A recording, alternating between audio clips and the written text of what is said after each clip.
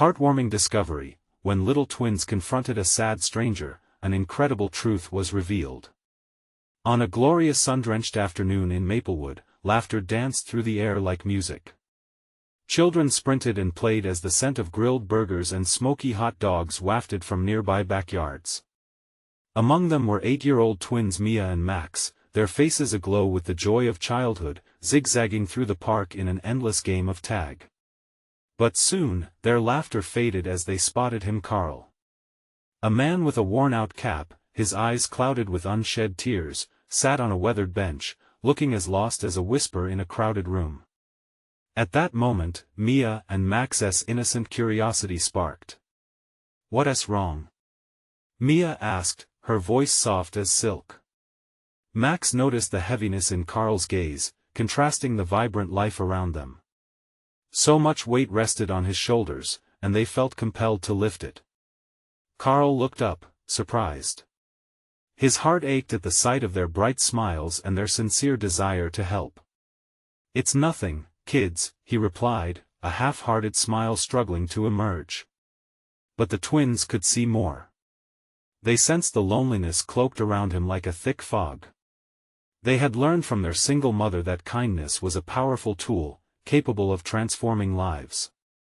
So they sat beside him, sharing stories of their favorite games and dreams, unwittingly opening a door to his heart that had long been closed. "What do you like to do?" Max inquired with earnest excitement. Carl hesitated, but finally shared his passion for woodworking. "I make little things," he trailed off, a hint of pride flashing in his eyes. The twins perked up. "What if we show your work at the fair?" Max burst out, the idea blurring the boundaries of imagination and reality. It could be amazing. As they rallied their friends and family to help Carl prepare for the annual Maplewood Fair, whispers of judgment slithered through the neighborhood like shadows. Some rolled their eyes, others openly scoffed at the idea, prejudging Carl based on what they saw. But Mia and Max stood tall, unwavering in their belief that character, not past misfortunes, defined a person. "Love is stronger than judgment," Mia declared, her words ringing like a bell in the air. Their mother, always supportive, reinforced their lessons by teaching them to confront the relating fears with courage. "Before we continue, I need to let you know about something important that's happening. YouTube has been making changes to the system and many people are losing notifications from channels they follow. If you're enjoying the content, hit that bell and mark all notifications so you don't miss the next videos. And if you can drop a like, it really helps me with reach. Seriously, it makes a difference. Oh, let me know in the comments where you're watching from. I'm always curious to know who's on the other side of the screen. Now let's continue. As the fair approached, the twins organized a Crafts for Kindness booth, ready to showcase Carl's exquisite woodwork. Each moment pulsed with hope and determination. But as anticipation simmered, it became clear, Carl was wrestling with his own fears, questioning if the community could look past their biased assumptions to see the man he actually was. On the day of the fair, colorful lights twinkled, laughter brimmed, and tension hung in the air like thick fog. The moment arrived for Carl to step into the spotlight. But just before the curtain could rise, an unexpected rumor crept through the crowd, threatening everything Mia and Max had fought for. Would love conquer? Or would the weight of prejudice cast Carl back into the darkness? The atmosphere at the fair was electric, a stark contrast to the unease swirling around Carl. Mia and Max squeezed each other's hands tightly, their innocent minds grasping that something about this day felt different. The chatter of excitement buzzed like a swarm of bees, but the twins could feel the shadows creeping closer. As Carl stood at the back of the booth, he was a picture of inner conflict. Everyone seemed to be having a good time, yet he felt like a ghost among them. The whispers slithered through the crowd, snaking their way toward him. "Did you hear he's been in trouble before? What if he tries to trick us?" Those doubts wrapped around Carl like a noose, pulling tighter with every glance. Mia and Max stepped in front of him, their bright smiles a burst of sunshine against the clouds gathering in his heart. "You're ready, Carl." Max beamed, his enthusiasm unyielding. You've worked so hard, and we're here for you. Before he could shake off the lingering fears, a figure emerged from the crowd. Mrs. Thompson, the local shop owner, known for her sharp tongue and sharper judgments. She approached the booth, her eyes scanning the handcrafted items displayed on the table. The twins held their breath. She murmured, tossing her hair back. I hope you didn't waste too much time on these. People like him don't usually have much to offer. The biting words stung, reverberating through the air like a cold breeze. But Mia was undeterred. He's a great woodworker, she declared, determination filling her little voice. He made these with love. You should see how beautiful they are up close. Mia's words sparked a flicker of bravery in Carl. He stepped forward, his hands trembling slightly but filled with purpose. I do my best, he stammered. These pieces mean something to me. They show who I am. Whispers turned into murmurs, eyes danced away from Carl, seeking comfort in their preconceived judgments. But not all were blind to the truth. A few families, proud supporters of Mia and Max, began to gather at the booth, curious about the creations that were standing tall amidst the tension. Then, in a moment that felt suspended in time, a small child stepped forward, a little boy with wide eyes and a fascination for the rustic wooden toys. He picked up a delicate little bird, crafted with such detail that it seemed to breathe with life. Wow, he exclaimed, this is so cool. At that moment, something shifted in the crowd. Carl's shoulders began to relax, just a bit. Encouraged by the child's pure joy, others stepped closer, intrigued by the artistry on display. The weight of judgment began to wane. Their innocence reminded everyone about the beauty of kindness, the importance of seeing beyond the surface. Mia and Max exchanged a glance, their hearts beating fast with hope. But before the moment could fully transform, a voice boomed from the back. What's this nonsense? He doesn't belong here. The crowd shifted uneasily, tension rising like a tide threatening to crash down. Would Carl find his footing, or would fear push him to retreat once more? The next moments held the power to change everything. Would the community embrace Carl for who he had become, or would the whispers drown out the powerful truth waiting to be revealed? Carl froze at the sound of the voice, his heart racing as the crowd turned to see who had spoken. The warm sunlight felt like an icy grip on his skin.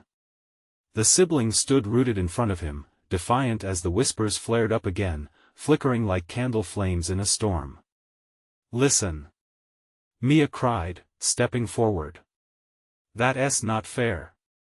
Carl's had a hard time, but that doesn't mean he's not good. With each word, Carl felt a rush of gratitude mixed with apprehension. Mia's courage lit a fire within him, pushing back against the shadows of doubt that threatened to swallow him whole. Max, catching on to Mia's energy, piped in, yeah. Look at the toys. They're amazing. He held up a wooden car, its wheels perfectly turned, its finish smooth and polished. I want one. Mrs. Thompson's expression wavered, but she quickly regained her composure. Children often make mistakes about what's worth something, she snapped. Don't let yourself be fooled. But the children's praises stirred something in the crowd. Other kids began to look at the toys with fresh eyes, wandering closer. A little girl picked up a spinning top, and her eyes sparkled with joy as she laughed, spinning it on the table. The man who had been chatting at the booth next door stepped forward, arms crossed. He had seen enough. You don't know him like I do, Mrs. Thompson, he asserted. You're wrong to judge. His voice held a warmth that wrapped around Carl like a blanket. As whispers faded to murmurs, Carl could feel the unyielding hope growing in the air. For the first time, he felt seen not as his past, but as the person he had fought to become. The tension eased a little more when an older woman from the nearby bakery approached, a pie in her hands. I've watched you from afar, Carl. It's time we let go of those old stories. I believe in second chances, and I see the good in what you create." A wave of relief washed over him.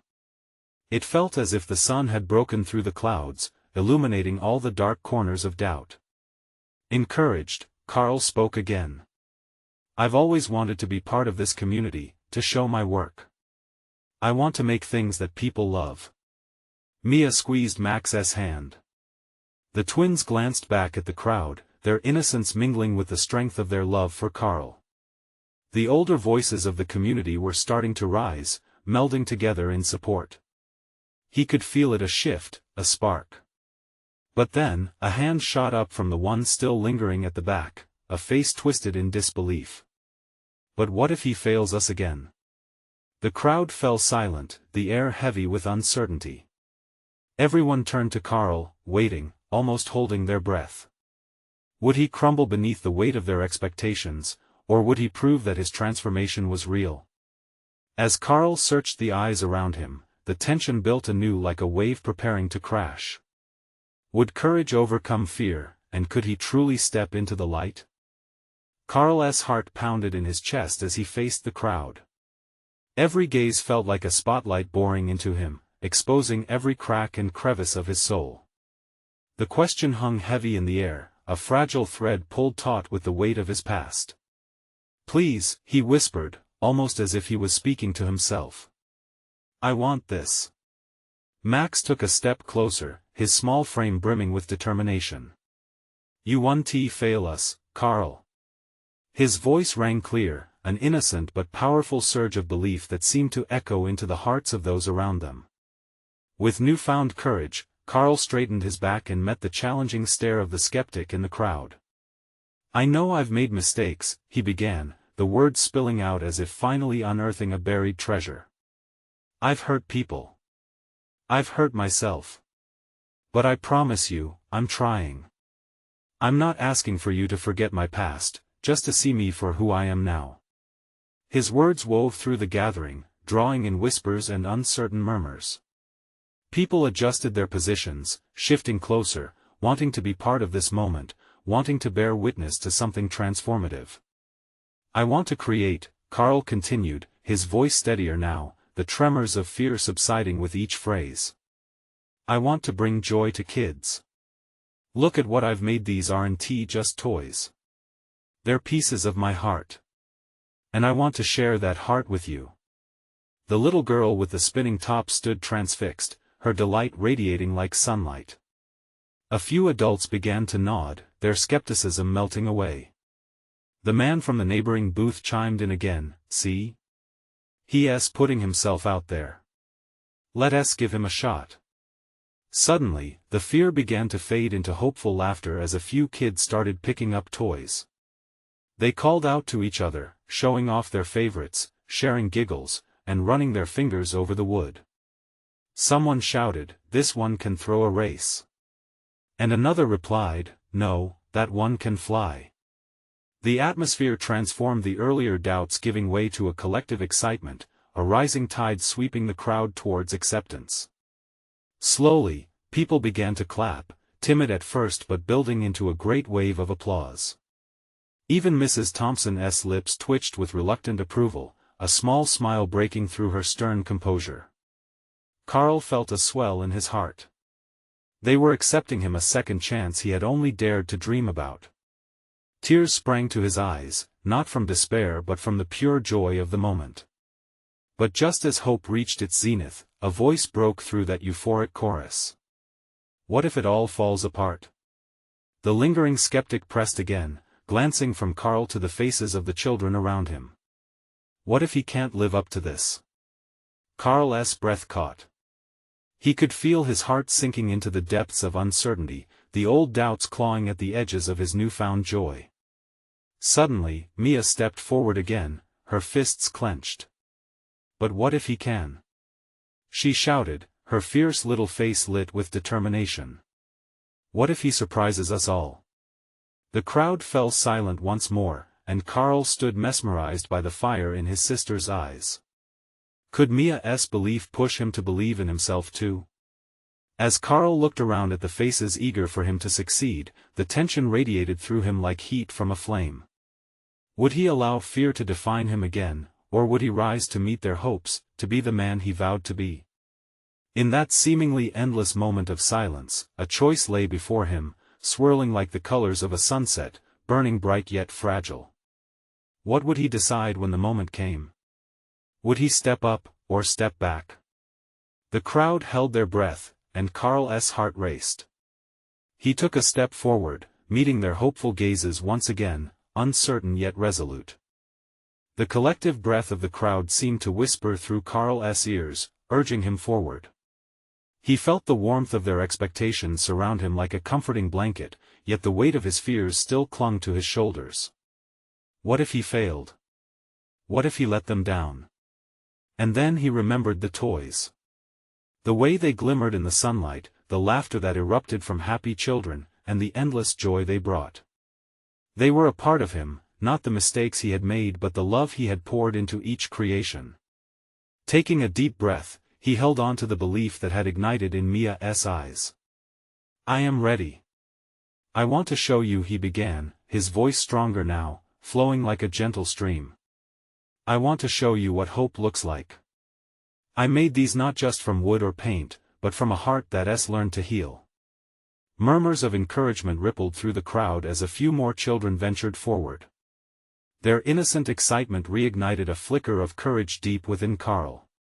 He let the fear slide away and focused instead on the joy he wanted to share. "Together," he continued, gesturing to the kids, "we can create stories and laughter. We can build something beautiful." The children began to gather around him, some squealing with glee as they picked up the toys. Their joy became infectious, laughter mingling with Carl's awakening hope. Suddenly, a little boy held up a handcrafted wooden car, his eyes shining with delight. "Look! This one's super fast!" he shouted, racing it along the ground, sending everyone into a fit of giggles. Carl leaned down, planting his knees into the soft grass, eyes wide with childlike wonder. "That car is fantastic. But I bet if we add a little magic," he said, his voice bubbling with excitement. "What if we give it wings?" "Wings? Can it really fly?" A girl gasped, her eyes as big as saucers, mesmerized. "Yes. Let us make it fly," Carl shouted, ignited by their enthusiasm. The kids rallied around him, shouting ideas for magical accessories, glitter, stickers, feathers, and the crowd began to join in, a sense of community forming like a bright tapestry. The air was electric with energy and laughter. Carl felt an undeniable shift within him, a budding sense of belonging. Each cheer, each joyful shout was a reminder that he was more than his past. He was a creator, a brother, and now, a friend. But then, from the back, the skeptical voice resurfaced like a stubborn shadow. "What if it doesn't work out, Carl? What if you get hurt again?" A hush fell over the crowd. Doubt sank into the moment like a heavy stone, and Carl felt the warmth begin to fade. Yet, before he could spiral, Mia sprang forward, her small hand gripping his arm. "But what if it does work? What if we all get to fly?" she exclaimed, the fierceness in her voice shattering the silence left by doubt. The crowd erupted, the laughter returning with renewed vigor. Carl's heart swelled as he took in the scene before him, joy wrapped in hope, a community ready to embrace whatever came next. As they began to map out ideas for their new winged cars, Carl couldn't help but smile. Somehow, the love they were building felt like the strongest kind of magic.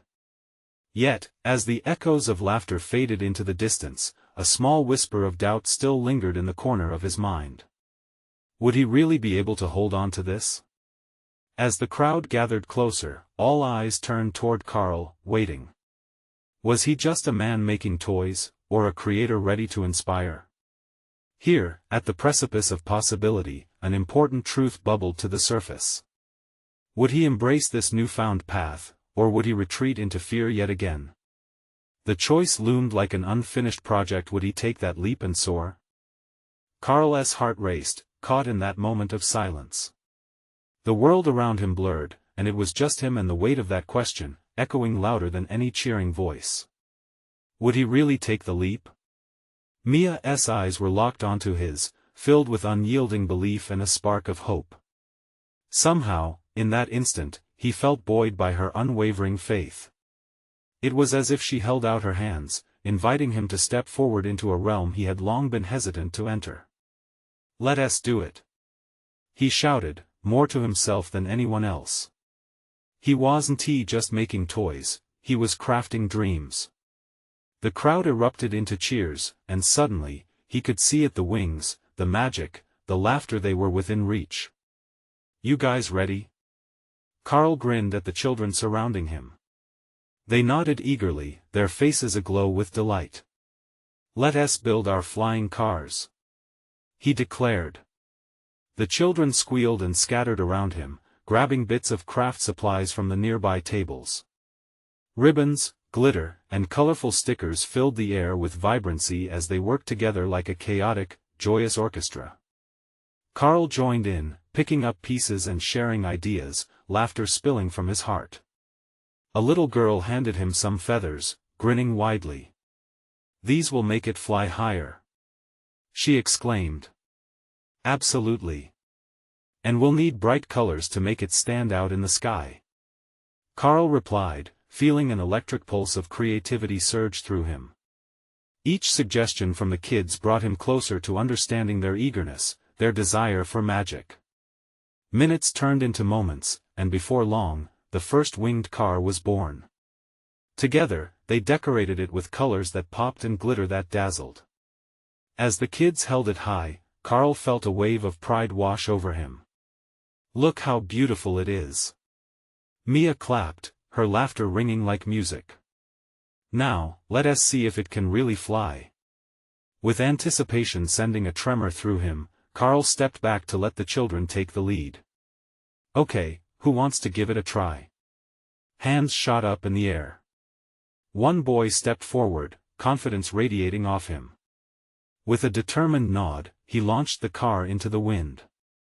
It soared, gliding above the soft grass, drawing gasps of wonder from the crowd. "Yes! It's flying!" Carl beamed alongside the children, who jumped up and down in delight. The thrill of that moment swept through Carl like a warm breeze. This was not just about toys anymore, it was about the connections they built, the joy they spread together, and the healing magic of community. But just as he started to revel in that moment, a glimmer of uncertainty crept back in. What if this joy was fleeting? What if he stumbled and fell when it mattered most? Then, like sunlight breaking through clouds, Mia's voice broke through his thoughts again. "What if we make more?" she suggested, her tone sparkling with enthusiasm. "We can fly together." The suggestion resonated within him, reigniting the flicker of hope. Together. That was the key. They could stir summer breezes not just by creating toys, but by sharing experiences, dreams, laughter. "Yes. Let us create a whole fleet of flying cars," Carl shouted, heart pounding with excitement. As they immersed themselves into the task, laughter and hope intertwined, weaving a tapestry of resilience.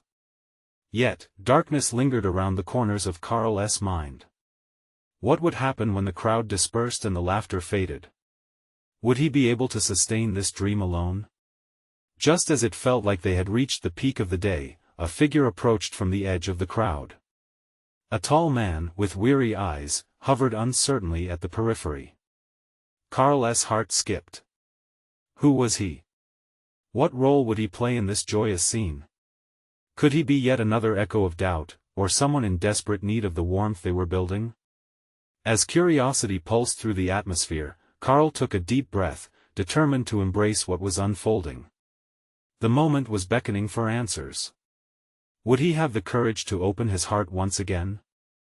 The crowd enveloped Carl in an electric hum of chatter and laughter, but his focus remained fixed on the stranger hesitating at the edge. The man looked lost amid the colorful chaos, a stark contrast to the swirling happiness surrounding Carl. Something about the man's presence sent a shiver through Carl, a mix of curiosity and concern. As the crowd continued to build makeshift flying machines, Carl felt the tug of responsibility pull at him. What if this man needed something? A smile, a word, something to lift the burden he seemed to carry. He glanced back at the children, their laughter ringing like bells, vibrant and full of life. "Hey, everyone!" Carl called out, breaking through the exultation. The buzz of excitement quieted. "Let us take a moment. I think we have a visitor who could use some cheer." For a second, fear constricted Carl's heart. What if the man resented the attention? But he glanced at Mia, who stood resolutely by his side, nodding encouragingly. The man was still hovering, his eyes reflecting uncertainty. "Come on over." Carl beckoned with a warm smile, extending his arms wide. The stranger hesitated, and then, almost reluctantly, took a few hesitant steps forward. The kids, bubbly and undeterred, broke into spontaneous applause.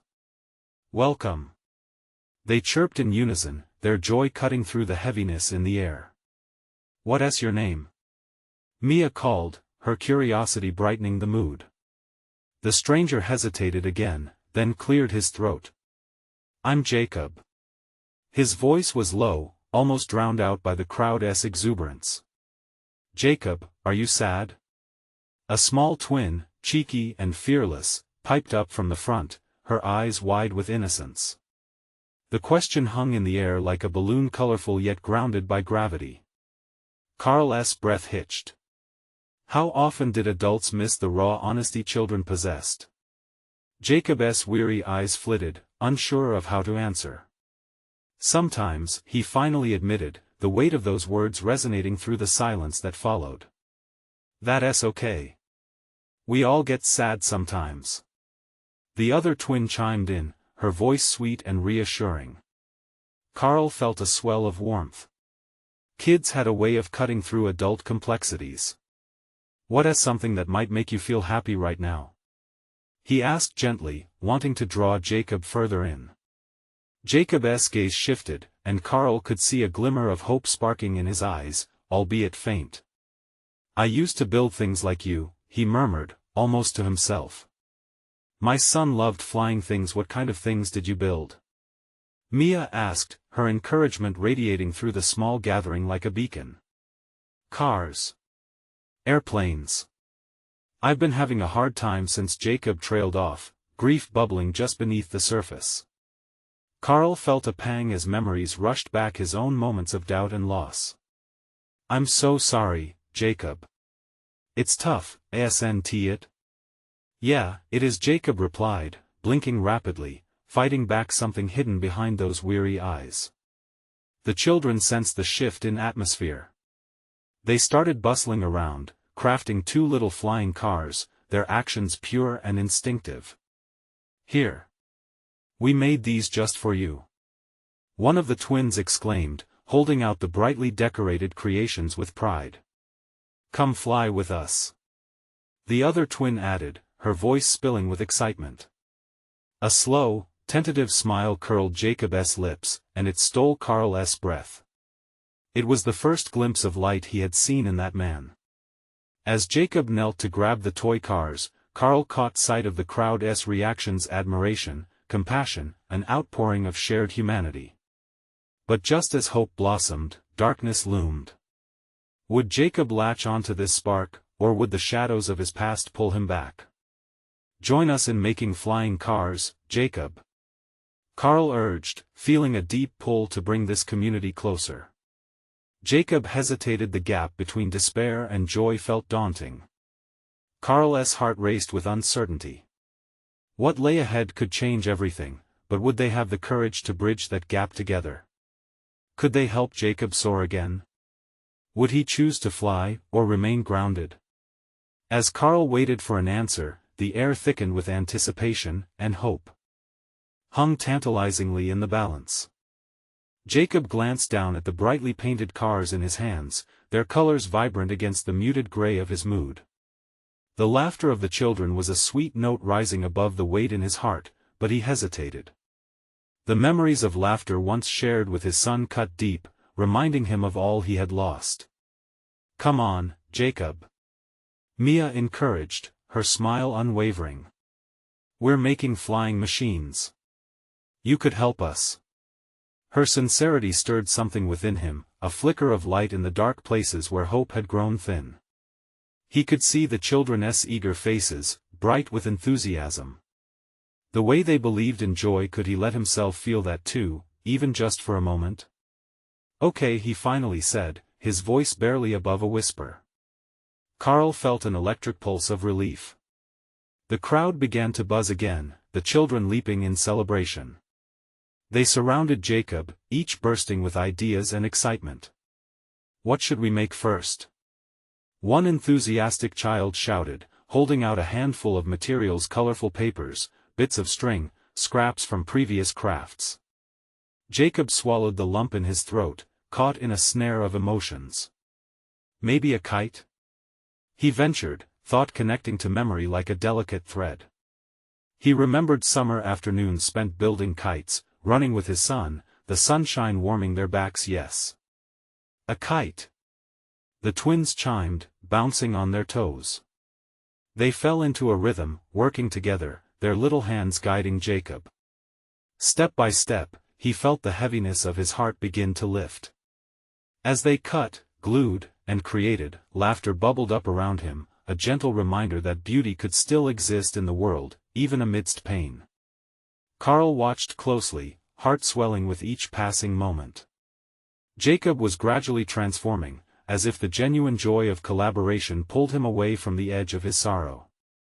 Every smile exchanged between the children and Jacob spelled new beginnings, a release of burdens forgotten in creativity.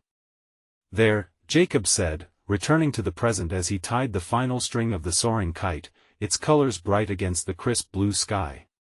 "It's finished." The children erupted in cheers, their delight ringing loud like the chimes of happiness. Jacob stepped back, independence breaking through his forlorn expression. For the first time in a long while, he allowed himself to feel the thrill of accomplishment, the simple joy radiating like warmth in the sun.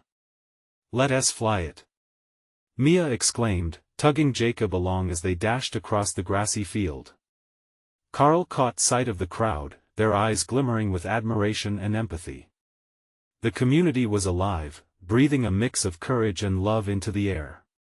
They all carried a part of Jacob's journey now, a shared experience of lifting spirits. As the kite lifted higher, a brilliant splash of color against the sky, Carl couldn't help but close his eyes, enchanted by the moment. But just as exhilaration pulsed through the crowd, Jacob's face revealed a flicker of doubt, the shadow of his past creeping back, threatening to dim the newfound spark. "Would you like to build something else?" Carl asked, trying to draw him back to the present. Jacob's brow furrowed, caught between two worlds. Would he risk flying higher, or would he retreat into the familiar, gray cloak of sorrow? In that moment, Carl could sense the weight tethering Jacob to the ground, but he also knew the winds of change were stirring. "Just one more," Jacob finally whispered, his eyes brightening with something deeper, a glimmer of hope battling the lingering darkness. As he prepared to return to the workbench, the children rallied around him, prodding him with infectious energy. With each step, the question loomed, would he embrace the flight of joy or allow self-doubt to keep him grounded? And just then, as if the answer beckoned from the horizon, Carl felt a surge, a new direction calling them forward. What would Jacob choose next? Would he truly let himself soar? Jacob took a deep breath, pushing his doubts aside. The children's laughter was like a lifeline, pulling him back into their world. The vibrant colors surrounding him felt more alive now, the sweet scent of grass and flowers whispering promises of new beginnings. He could almost forget the pain pressing down on him for a moment. It seemed like joy was within reach again. "What about a dragon?" Mia suggested, her eyes sparkling with possibility. "We could make it fly just like the kite." "A dragon," Jacob echoed, the idea taking root in his mind. It spoke to something deeper, something adventurous. He started gathering materials, letting the energy of the children guide him. It felt exhilarating, like a rush of wind behind him as he moved. "Can we use glitter?" one child asked excitedly, bouncing on their heels. Absolutely. Jacob smiled. Glitter was a new dimension, a sprinkle of magic to their project. As they began to lay out the pieces, Jacob felt the warmth of their excitement envelop him. He started to lose himself in the process, focusing on the way the glitter sparkled under the sunlight, how the paper felt, the gentle tug of the string. Each tiny action connected him back to the present, pulling him further from the shadows that lurked at the edges of his mind. "Look! I made wings!" shouted one of the twins, holding up a colorful triangle. "They're perfect!" Jacob praised, a genuine smile breaking through. The child beamed back, their joy contagious. Time slipped away, and every moment pulled him deeper from that dark place he feared. He was reminded that creation was a sort of healing, a bond formed through shared laughter and dreams. Watching these children pour their imagination into something tangible made his heart swell. "Now, we need a name," one of the kids announced. "What should we call our dragon?" "Why not Ember?" Jacob suggested, thinking about the flickering hope inside him. "Ember." "Yes." They all cheered, echoing the name back to him, each child's voice layered with delight, lifting Jacob higher. As they traced patterns on the dragon's body and added shimmering scales, Jacob felt each stroke of creativity wash over him, moments that reminded him he was alive, that grief could coexist with joy. But then, as they prepared to finish, Jacob hesitated. A haunting thought brushed against his heart again. Was he truly ready to embrace this joy? Or would it slip away like all the smiles and laughter he had known, drifting into a painful memory? "Jacob?" Mia's gentle voice cut through his worry. "You're quiet. Is everything okay?" Caught off guard, he looked at the children, each face filled with concern and warmth. The question hung in the air, heavy yet precious. Was he willing to be vulnerable with them? He took a moment, their gazes a reassurance. "I'm okay," he said finally, but the truth was more complicated than that. Mia reached out, her small hand resting on his arm. "You can tell us. We're your friends." The sincerity in her voice sparked a realization within him: these children really believed in the power of friendship and support. Maybe he could lean into that, let them be a part of his process. Maybe sharing his truth could lighten the burden he carried. And in that moment, Jacob made a silent promise. He wouldn't just build dragons and kites, he would build a bridge, connecting his heart to theirs. As the sun began to dip low, casting a golden hue over the field, the children cheered excitedly. They were ready to fly Ember. Jacob felt a wave of courage rise. Did he dare to share the stories that haunted him? Would his admission create a closer bond with these little ones?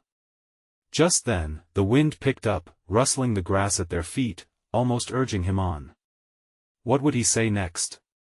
Would he open up and let them see the real Jacob? Jacob took a deep breath, glancing at the vibrant dragon they had created together. Ember stood proud, its colorful wings shimmering in the sunlight. He could feel the warmth of camaraderie rising among the children. Their laughter and excitement washed over him, and for a fleeting moment, the shadows of doubt seemed to dissolve. But the memories of what was lost echoed in his mind. He closed his eyes, wrestling with the urge to retreat back into the safety of silence. Yet, as he opened his eyes to the eager faces in front of him, he felt a flicker of resolve. "Can I tell you something important?" he asked, his voice steady yet soft. The children nodded, wide-eyed, leaning in closer as if they could catch his thoughts in the air. "I used to build things with my son." The word slipped out, heavy but necessary. He loved flying things. We'd race kites and build castles of wood together. But then he got sick. I lost him, and I didn't know how to keep going. The air grew still, the laughter retreating for a moment in reverent respect. Jacob could see their sincere attention, their small faces reflecting sympathy and understanding. "If I'm honest," he continued, his voice gaining strength, "I've been scared to create again. Scared to feel." But then he glanced at Ember. But watching you all today making these beautiful things and laughing and dreaming, it reminds me of who I was. Who I want to be again." Mia stepped forward, her eyes gleaming. "You're not alone, Jacob. We're all here with you. Building things together means we all get to share our dreams." Her words wrapped around him like a warm hug. Slowly, other children chimed in, voices overlapping, "Yes. We're friends. Let us keep building together." With each declaration, Jacob felt the weight on his shoulders begin to lift. Was it possible? Could they really show him the way back to joy? "I want to keep building," he said, finally surrendering to the warmth blooming in his heart. "I want to create flying things together, just like I did with my son. Will you help me, friends?" The children cheered, the sound like a symphony of hope soaring into the sky. They started gathering more supplies, bubbling with renewed energy. Jacob couldn't help but smile, feeling buoyed by their enthusiasm. Throughout the rest of the afternoon, laughter and creativity flowed like a river. Hand in hand, they began crafting more fantastical creations, glittering rockets and painted bubbles, everything swirling into an explosion of imagination. They were not alone. Together, they were weaving a fabric of happiness woven from the threads of shared experiences, filled with laughter and purpose. As the sun began to dip below the horizon, oranges and pinks painted the sky in breathtaking splendor. Jacob took a moment to breathe it all in: the warmth of the sun, the sounds of joy, and the new friendships blossoming around him. He looked at Mia and Max, who beamed with excitement as they launched Ember into the twilight. It soared, dancing through the sky like a promise. In that moment, he realized this transformation was not just his, it belonged to all of them, bridging gaps of pain and heartache. Tears of joy welled up as he whispered into the fading light, "Thank you." For the first time in a long while, he felt like he belonged. And in that magical moment of connection, it hit him: healing comes in unexpected ways. Connections were built through vulnerability, trust, and love. The children cheered loudly as Ember glided gracefully, filling the world with glimmers of hope. As the last rays of sunlight disappeared, so did the shadows that had haunted him for so long. Jacob felt lighter, freer, glowing with renewed purpose. In that beautiful Maplewood Park, a community had come together, a tapestry of souls transformed through love and acceptance. And from that point onward, Jacob was not just a man who built flying things, he was part of a family, tethered by kindness and stories. Together, they could craft a future brighter than any single creation ever imagined. This was just the beginning. Now, if you felt inspired by Jacob's journey, you need to subscribe immediately to the channel so you don't miss the next exclusive stories. Leave a like now to feed the algorithm. Let us keep this story spreading. Comment below your reactions and feelings about this ending, it matters to us. And don't wait not even one more second to share this video with at least 5 friends who need to see this transformation. True fans know the power of community.